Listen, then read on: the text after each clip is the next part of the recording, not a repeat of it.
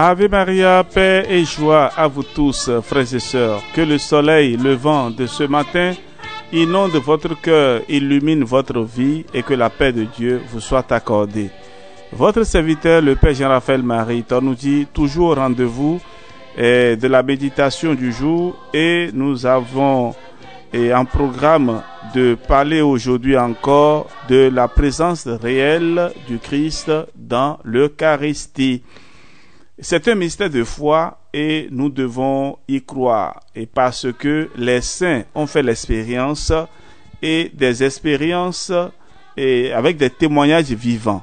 Et voilà. Et des épisodes extraordinaires qui ont eu lieu même dans des églises. Et nous avons donné l'exemple du sanctuaire de Lansano au sud de l'Italie. Voilà, frères et sœurs.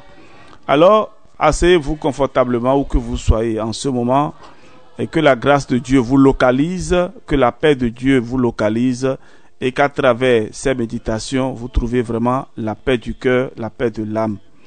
Frères et sœurs, la foi sur laquelle se base la vérité de la présence réelle et sur laquelle doit se fonder notre inébranlable certitude qu'il en est ainsi est plus importante que tous ces épisodes ou témoignages. D'accord? Je reprends la pensée. Je disais que la foi sur laquelle se base la vérité de la présence réelle et sur laquelle doit se fonder notre inébranlable certitude qu'il en est ainsi est plus importante que tous ces épisodes ou témoignages dont je vous ai parlé dans la dernière méditation. Jésus est la vérité, Jean 14, 6. Et il nous a laissé l'Eucharistie comme un mystère de foi auquel nous devons croire avec toute la puissance de notre intelligence et tout l'amour de notre cœur. Lorsqu'on vient porter la communion en viatique, c'est-à-dire dans les derniers moments de la vie, à saint Thomas d'Aquin, le docteur angélique, il se souleva de la cendre sur laquelle il avait demandé à être étendu, il s'agenouilla et dit: « Même s'il existait une lumière 1000 fois plus resplendissante que celle de la foi, je ne croirais pas avec une certitude plus grande que celui que je vais recevoir est le Fils du Dieu éternel. » Vous voyez donc, mystère donc de la foi. Et c'est ainsi que le pape Paul VI a voulu intituler son encyclique eucharistique parce que les réalités divines n'ont pas d'autres sources de vérité et de certitude plus hautes que la foi théologale. C'est à cause de cette foi que les saints voyaient Jésus dans l'hostie consacrée et n'avaient pas besoin d'autres preuves. Le pape Grégoire XV a dit que Thérèse de Jésus, qu'il canonisa par la suite, voyait si distinctement avec les yeux de son esprit notre Seigneur Jésus-Christ, présent dans l'hostie, qu'elle affirmait n'envier en rien le bonheur des bienheureux qui le contemplent dans le ciel face à face. Saint Dominique Savio écrivit une fois sur son petit journal quotidien ceci: « Pour être heureux, il ne me manque rien en ce monde.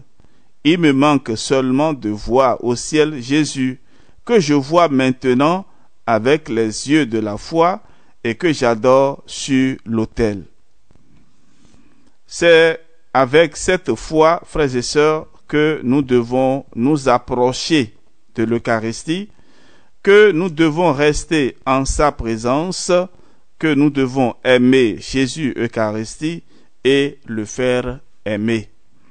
Voilà donc la conclusion que je tenais à vous présenter pour la présence réelle. Jésus est réellement présent. Et vous allez constater que lorsqu'on fait l'exposition du Saint-Sacrement et surtout la procession du Saint-Sacrement dans une église ou bien en un lieu de prière, il y a beaucoup de conversions. Il y a beaucoup de personnes qui sont souvent touchées. Est-ce que vous vous posez souvent la question pourquoi? Mais c'est parce que Jésus est vivant. Jésus est là, présent. Et sa gloire se manifeste lorsque nous lui exprimons notre amour. Et frères et sœurs, ce n'est pas de l'amusement et ce n'est pas ils ont dit. Non, c'est du vécu. C'est du vécu. Et pour la première fois dans ma vie en tant que prêtre, où j'ai eu à animer une soirée de prière pour les malades, et ce jour-là, nous avons demandé à Jésus de manifester sa gloire au milieu de son peuple, puisque en passant au milieu de son peuple, il fait beaucoup de bien. Nous lui avons demandé, mais Seigneur, en passant au milieu de ton peuple, manifeste-nous ta gloire. Et il y avait des personnes qui hurlaient de part et d'autre, et il y avait même des guérisons spectaculaires. Et ça a été pour moi la preuve encore que Jésus que nous adorons dans le Saint-Sacrement est réellement présent. J'avoue vraiment, et c'était la première fois dans ma vie de voir Jésus se manifester. Et je dirais que le Seigneur se manifeste toujours. À travers la célébration de chaque Eucharistie, Jésus se rend présent en son corps, en son âme et en son corps, en son sang, âme et divinité. Il faut y croire. Ce n'est pas un jeu. Ce n'est pas un jeu. J'ai eu aussi l'occasion de regarder et d'observer un jour. On avait exposé le Saint-Sacrement à l'église et il y avait une dame qui était entrée et elle était là. Elle regardait de gauche à droite. Elle n'arrivait pas à fixer Jésus exposé. À un moment donné, elle est tombée. Elle a commencé à bavader. Elle a commencé à raconter tout ce qu'elle a fait dans sa vie, les personnes qu'elle a mangées dans la sorcellerie et les personnes à qui elle a fait du mal. Et elle donnait la liste de toutes ces personnes-là. Et il y avait certaines personnes que nous connaissions si bien. Et c'était une dame bien en vue dans la paroisse. C'était une dame qu'on connaissait très bien dans la paroisse. Elle était très active dans les mouvements. Et lorsque il y a des événements, on la voyait donc de gauche à droite. Frères et sœurs, combien de choses il y a parfois dans nos églises. Et quels sont les genres de personnes qui viennent souvent à l'église? Un jour, j'ai eu le courage de dire à certaines personnes, et aux fidèles, je dirais, et pendant l'homélie, en leur disant qu'ils passent parfois la nuit à sucer le sang des hommes, et le matin à 6 heures, ils sont à l'église. Et j'ai donné l'ordre à ceux-là qui font de telles pratiques de rester à l'écart, de ne même pas oser venir recevoir Jésus dans l'Eucharistie, de ne même pas oser venir recevoir le corps du Christ. Et un jour, il y a une dame qui a osé. Et le jour-là, je n'avais même pas donné l'avertissement. Elle avait osé, elle était venue recevoir le corps du Christ. Et je ne vais pas vous raconter la suite. Frères et sœurs, il faut y croire. Je vous dis ces choses-là, non pas pour manifester quoi que ce soit, mais pour vous faire comprendre que Jésus est réellement présent dans l'Eucharistie. Il est réellement présent dans l'Eucharistie. En tout cas, vous aurez un jour à rencontrer le Christ vivant. Et peut-être à partir de là, votre vie va changer. En tout cas, la mienne a changé. Alors, par la présence réelle, Jésus est réellement présent dans nos tabernacles. Le même Jésus, porté par la Vierge Immaculée dans son sein virginal, est présent dans une blanche hostie. Le même Jésus qui fut flagellé, couronné d'épines, crucifié comme victime des péchés du monde, est dans le ciboire comme l'hostie immolée pour notre salut. C'est le même Jésus qui est ressuscité des morts, qui est monté au ciel, où il règne glorieux à la droite du Père. Il est là, sur nos autels, entouré d'une multitude d'anges en adoration, comme le contempla la bienheureuse Angèle de Foligno dans une vision. Frères et sœurs bien-aimés, Jésus est véritablement avec nous. Oui, il est là. Le saint curé d'Ars n'en finissait pas de répéter ces 3 mots en fondant en l'âme. Saint Pierre Julien Aymar, lui aussi, ravi par le mystère, ne cessait de dire « Jésus est là, allons donc tous à lui ». Lorsque sainte Thérèse de Jésus entendait quelqu'un dire « Si j'avais vécu au temps de Jésus, si j'avais vu Jésus, si j'avais parlé avec Jésus, etc. » elle répondait avec vivacité « Mais Jésus n'est-il pas présent, vivant, vrai et réel dans l'Eucharistie? Pourquoi chercher autre chose ?» Saint Alphonse Marie de Ligorie ajoute, avec son habituelle gentillesse, « Les souverains de la terre n'accordent pas facilement d'audience en tout temps. Par contre, le roi du ciel, caché sous les voiles eucharistiques, est toujours disposé à recevoir celui qui se présente à lui. » Frères et sœurs, les saints ne cherchent véritablement rien d'autre. Ils savent où est Jésus et ne désirent que de pouvoir demeurer inséparablement près de lui, tant avec le cœur qu'avec le corps. Être toujours avec celui qu'on aime, n'est-ce pas une autre exigence fondamentale du véritable amour?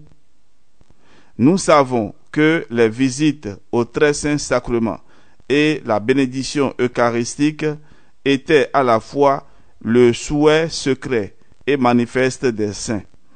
Le temps de la visite à Jésus est un temps tout consacré à l'amour que nous retrouverons au paradis, parce que seul l'amour dure éternellement.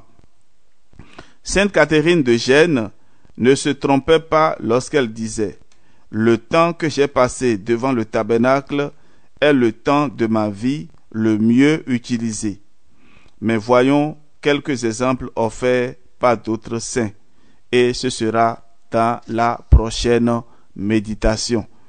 Alors, frères et sœurs, en guise de conclusion, je voudrais vous inviter à vous rendre très souvent à l'église, en dehors des messes, pour adorer Jésus dans le tabernacle.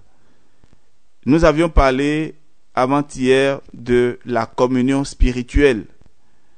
Et j'avais déjà dit et insisté que la communion spirituelle peut être faite par n'importe qui, quel que soit son état d'âme. Ce n'est pas réservé à une classe de chrétiens. Donc la communion spirituelle, nous pouvons la faire tous.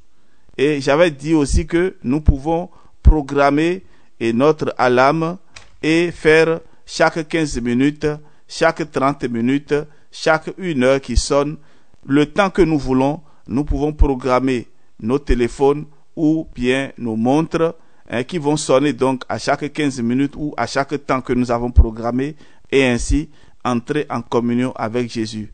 Alors nous lui disons tout simplement dans la communion spirituelle, Seigneur, je désire te recevoir. Puisque maintenant je ne peux pas te recevoir dans la sainte communion, viens au moins spirituellement dans mon cœur. Et tu peux faire cette prière-là autant de fois que tu veux dans une journée. Frères et sœurs, je m'arrête là. Je bénis le Seigneur qui nous a nourris de son corps et de son sang.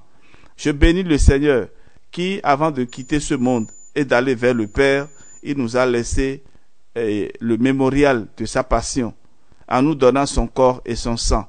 Adorons-le et soyons lui reconnaissants, frères et sœurs. Que Dieu notre Père vous bénisse et vous protège. Au nom du Père et du Fils et du Saint-Esprit. Amen. On se donne rendez-vous à demain pour la suite. Soyez bénis et que Dieu vous accorde la lumière de sa face. Amen. Alléluia.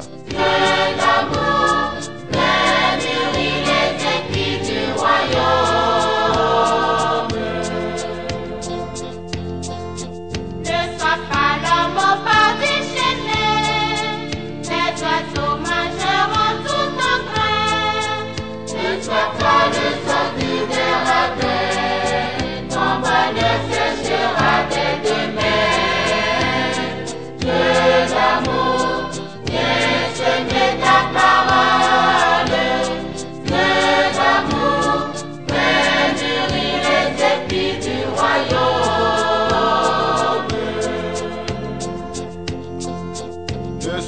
pas un buisson de soucis, où demeure étouffé par ta nuit.